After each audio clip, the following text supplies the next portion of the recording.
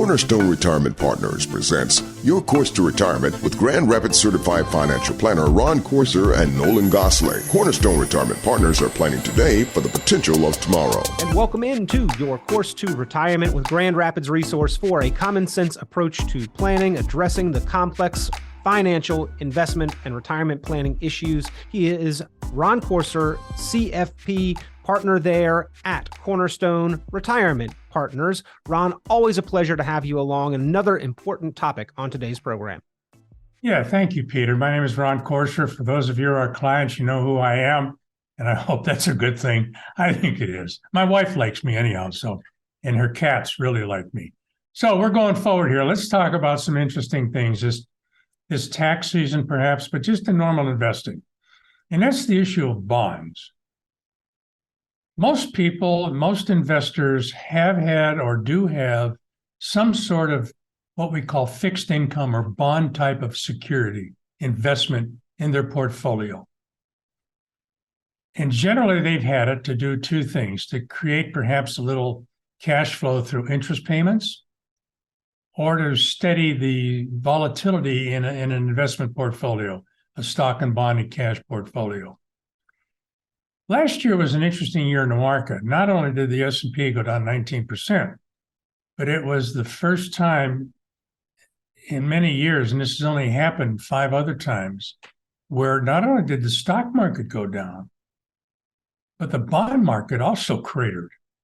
So you had both basic investment vehicles, in a general sense, both had major declines in 2023. That rarely happens. It's only happened 5 times in our country history. So what does that mean for investors going forward? Well, let's talk about bonds and talk about it's not wrong or right to hold them. It's always a question of what do you want these things to do? And you should ask that question of everything that we've suggested or any other advisors have suggested. When they say, well, I think you ought to have this or that, say why and what is it supposed to do in my portfolio or for me? How does it meet my investment objectives?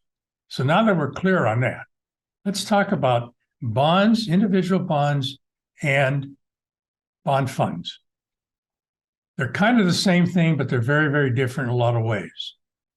So let's take, most people own bonds in a bond mutual fund. It's a collection of bonds. Can be any kind of mutual fund that just has anywhere from 150 to maybe 400 different bond holdings. It's an easy way to buy bonds. It's an easy way to diversify a portfolio among different kinds of bonds. And then there's the idea of buying an individual security, a bond itself, just buying a bond. So let's take a look at the individual security part first. What's the advantage of holding, and let's, for this example, just say we're going to buy 10-year treasury bonds, because that's what we want. If you buy a 10-year treasury bond, you own an individual bond. It will pay a certain amount of interest every year. That interest never changes. The value of the bond can go up and down. What makes bonds value go up and down? There's a lot of different risk factors, but the biggest one is interest rate risk. So it's like a teeter-totter. When interest rates go up, the value of a bond generally on the secondary market goes down, and vice versa. When interest rates come down, the value of the bond goes up.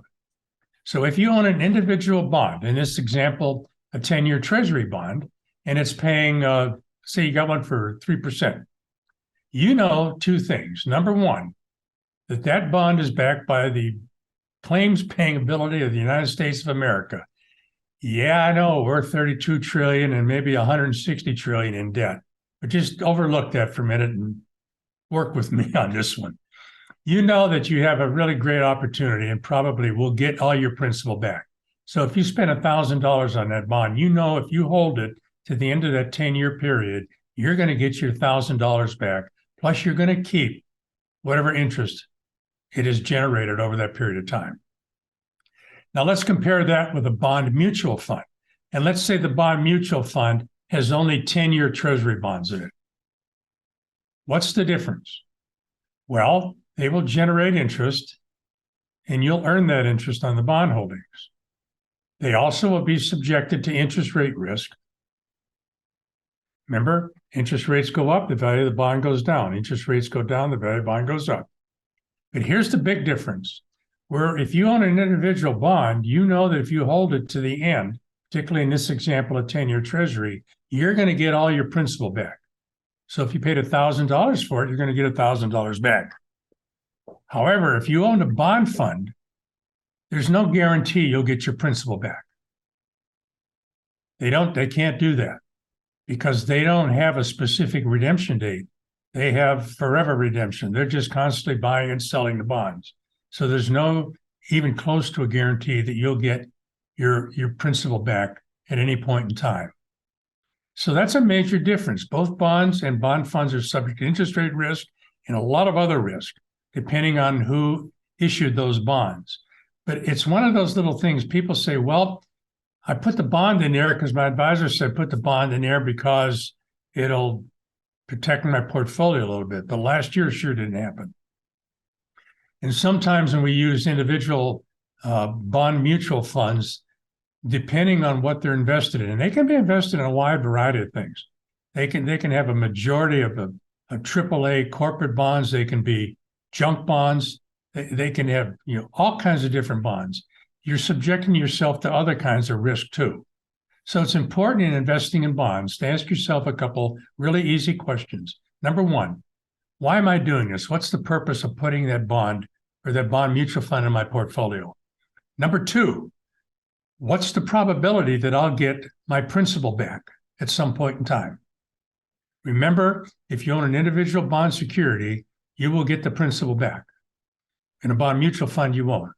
And thirdly, and this is important, what kind of interest and other things are they going to kick off if I hold this bond or bond mutual fund in a taxable account? What will be the income that I'll have to pay taxes on? And keep in mind, in bond mutual funds, there's buying and selling a bond. So in addition to interest earned, you're going to have potential capital gains and all of those other things. So bond funds can be potentially even more expensive to hold than individual bond securities. So these are just some questions to ask yourself. And if I'm your advisor, or Nolan is, ask us, why are we doing this? What are we trying to accomplish? When you ask those questions and you get an answers, everything starts to become clear and you can make really great decisions for yourself and your family. So if this is important to you, having this kind of a conversation about what you hold in your investment portfolio in terms of bonds, give me a call, Ron Courser at Cornerstone Retirement Partners, or Nolan Gossley, our managing director. Call us at 616-301-2581. That's 616-301-2581, or go to our website, www.cornerstone-rp.com.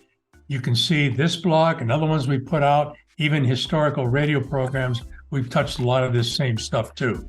So I hope you'll take advantage of what we're doing, and I hope you'll take advantage of using us to help you make really great decisions on your financial future. So again, Ron Courser, Cornerstone Retirement Partners, thanks for tuning in.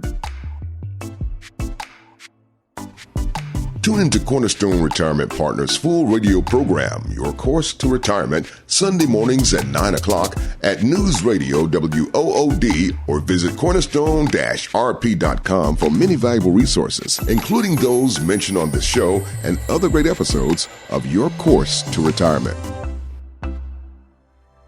The content of this radio show is provided for informational purposes only and is not a solicitation or recommendation of any investment strategy. You are encouraged to seek investment, tax, or legal advice from an independent professional advisor. Ed Slott's Elite IRA Advisor Group is solely an indication that the financial advisor has attended training provided by Ed Slott and Company, passed biannual examinations on material covered at conferences and in webinars, and met other membership requirements, and does not constitute an endorsement of any kind. Ed Slott's Elite IRA Advisor Group members pay a fee for the educational programs that allow them to be included in the Ed Slott's Elite IRA Advisor Group. Membership does not guarantee investment success. Fiduciary duty extends solely to investment advisory advice and does not extend to other activities such as insurance or broker-dealer services. Advisory services offered through Brookstone Capital Management, a registered investment advisor. Advisory clients are charged a quarterly fee for assets under management, while insurance products pay a commission, which may result in a conflict of interest regarding compensation. Any investments and/or investment strategies mentioned involve risk, including the possible loss of principal. Any comments regarding safe and secure investments and guaranteed income streams refer only to fixed insurance products. products. They do not refer in any way to securities or investment advisory products. Annuity guarantees are based solely on the financial strength and claims-paying ability of the issuing company. Withdrawals or growth from annuities may be taxable as ordinary income in the year it is taken. Individuals should review contracts for specific details of the product's features and costs. Early withdrawals may subject the owner to penalties, fees, or taxes.